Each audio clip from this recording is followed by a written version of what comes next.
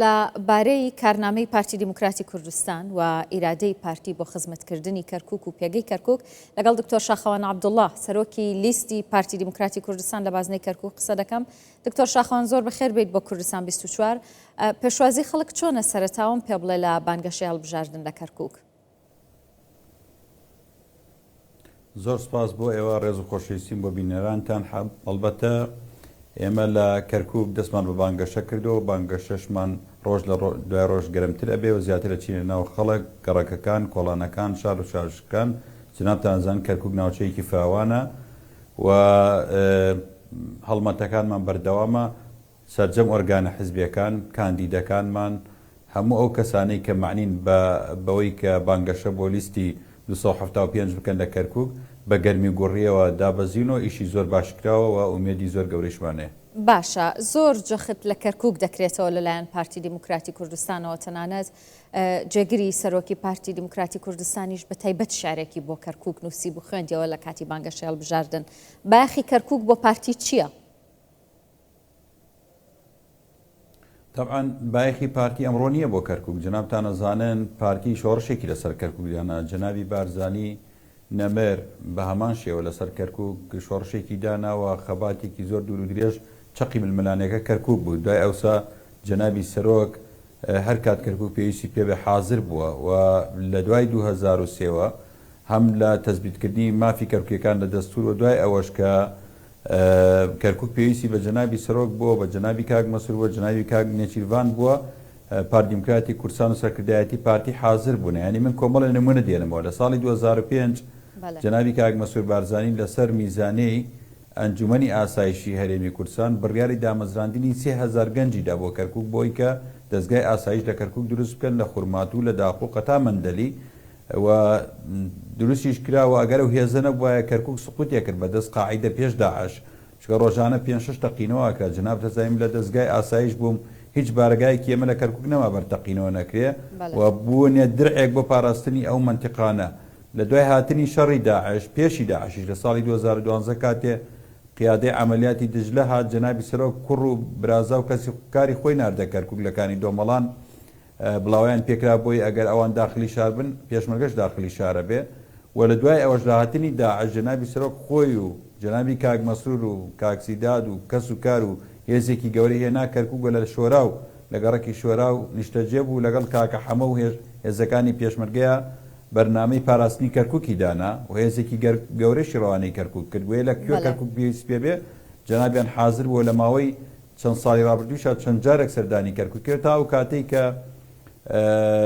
ئیتر کەرکووک لە دوای 16 ئۆکتۆبەر کەوتە دەست هێزە میلیشیاکان. لەو کاتەوە ئیتر لە کەرکووک دابڕان، بەڵام بە بەردەوام دڵیان لە لای کەرکووک بووە.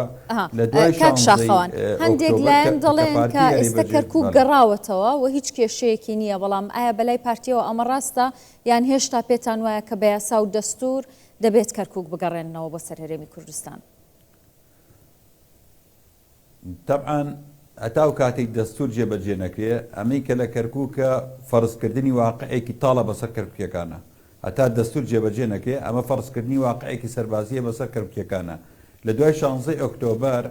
بەڕاستی کە ئێمە مقاطعی انتخاباتمان کرد، جێوێکی زۆر ناخۆش لە کەرکووکە بوو. جەنابی سەرۆک نیدایەکی زۆری بوو هات و لە لای هەموو لایەنەکان شۆ لە لای کوردی شارەکەش ئەگەر پارتی نەگەڕێتەوە، گەنیۆنەرانی پارتی لە پەرلەمانی عێراق نەبن، کەسی تر دیفاع لە کوردی ئەم شارە ناکات. بینیتان کە هەمەر لە ناو شارەکان ومدا هەمەی گەڕەکە کوردیەکانەکرا، کەس بۆی نەبوو ئاڵالگەوە وەزعێکی زۆر ناخۆش بوو. جەنابی سەرۆک لەسەر ئەو بنەمایە بڕیاریدا لە ساڵی 21 بڕیاریدا کە ئێمە بگەڕێنەوە کەرکووک و بەشداری هەڵبژاردن بکەین. هاتینە کەرکووک، هاتنەوەی ئێمە قورس بوو زۆر، چکە هیچ بارگایەکمان لە ناو شار نەبوو. دەستمان بە بانگەشە کرد، تووشی ڕوبەڕووی هێرشە میلیشیاکان بووینەوە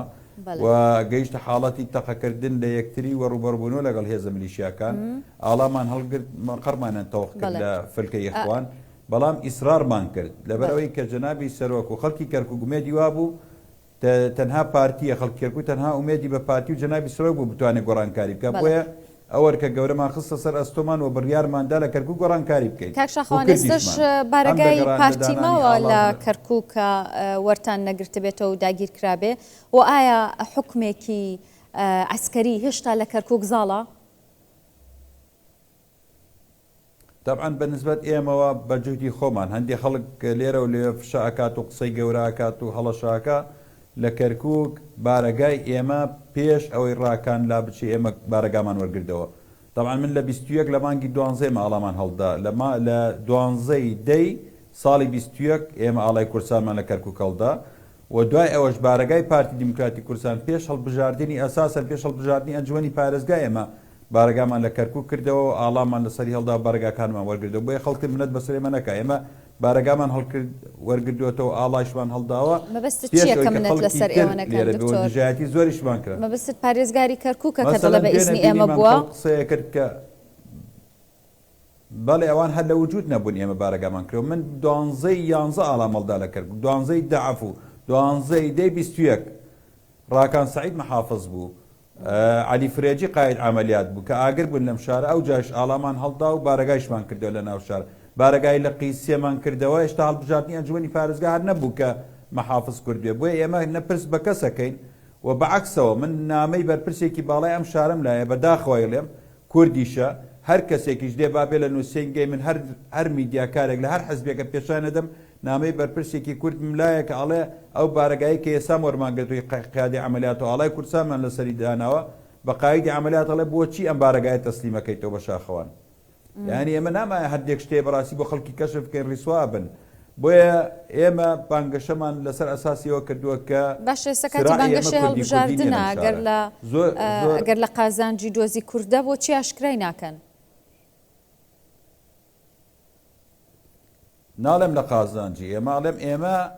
منەتی خەڵک نییە کە بارەگامان هاوردێت و ئاڵامان هێناوەتەوە خۆ پێش ئێمە شەندان پەرلەمان لە بەغدا بوو ئەی بۆ زەوەکانیان نەگەڕاندەوە ئەی بۆ ئاڵایان نەگەڕاندەوە ئەی بۆ هەمریان دەرنەکرد لە شارەکان ئەی بۆ مدامی گەڕەکە کوردیەکانیان ڕانەگرت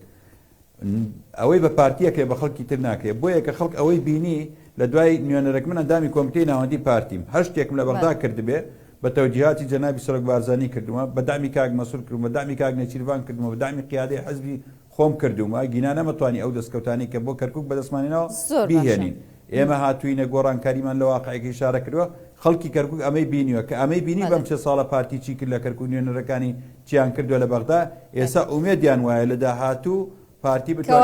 ئەوەی دوای ئەو سێ ساڵە کردوتانە چاوەڕێ ئەوەی لێ دەکەن دەنگەکان و کورسیەکانی پارتی لە کەرکووک زیاد بکایان هەردوو کورسیەکە هێننەوە. سپاس بۆ خوا چوینەتە هەندێک گەڕک سپاس بۆ خوا کە زۆر جار هەندێک ماڵ هەبوو پارتیش نەبووە بێلایەن بۆ تەنانەت لە حزبی تری کوردیش بووە و توێت ئێمە دەنگ بە پارتیە دەین چونکە ئێوە لە بەغدا ئەم سێ ساڵم 4 ساڵە توانیتانە گۆڕانکاری لە دۆخی شارەکە بکەن باتنەوەی پارتی بۆ کەرکووک دۆخی ئەم شارە گۆڕاوە بۆی خەڵک ئومێدێکی زۆری بە پارتیە و ئومێدی لەسەر پارتی هەڵچنیوە کە بتوانێت لە هەڵبژاردننی داهاتوو نوێنەرەکانی لە بەغدا و قۆناغی کە دەستیان پێکرد هێشتا شەڕ ماوە هێشتا شەڕی شۆفێنی ماوە هێشتا دەوریبەری کەرکووک پڕی میلیشیایە هێشتا نەوتی کەرکووک تەهریبەکرێ و بە وڵاتان نەبرێ هێشتا دەوائری ئێمە پڕی خەڵکی شۆڤینی و دەوائری ئێستش نەوتی کەرکووک بە قاچاق بێت جار کەمی هەیە کە ئستیقاتکەم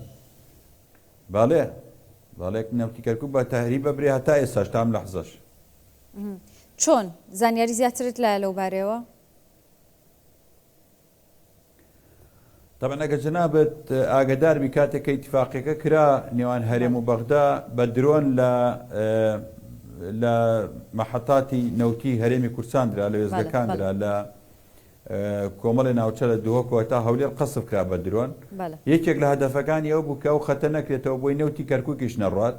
چونکە کە نەوتی کەرکووک ناڕات بۆ ئەوێ لێرە تەهریبەکرێ و ئەنێردرێ بۆ دەوڵەتان ئەم بابەتە بابەتی تەهریبکردنی نەفت لە کەرکووکەوە بۆ دەرەوە بە حزوری سەرۆک وەزیران کاتی ئیستیزافە کرابوو لە ناو پەرلەمان بە سەرۆک وەزیران مانوت کە نەوتی هەرێمی کەرکووک بە قاچاق دەبردرێ بۆ دەرەوەی وڵات و خۆشی دانیشت بوو و نەیشی توانین کۆڵی لێ بکات چونکە ئەمە واقعەکە هەم